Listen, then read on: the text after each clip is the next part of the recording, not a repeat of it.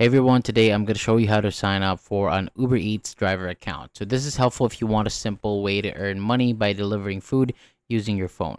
So first, make sure you have already downloaded the Uber driver app on your device. So once it is uploaded or installed, open the app and tap continue to begin. You will be given different options to sign up, like using your phone number or email. So choose one and enter your details, then tap continue.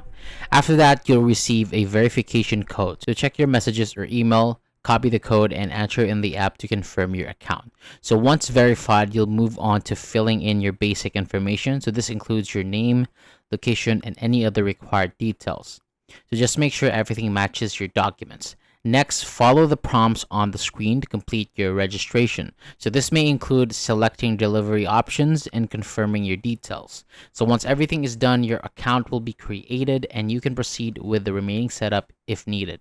So that is it. You've now signed up for an Uber Eats driver account. Thank you so much for watching. For more videos like this, hit the subscribe button below and I'll see you on the next video.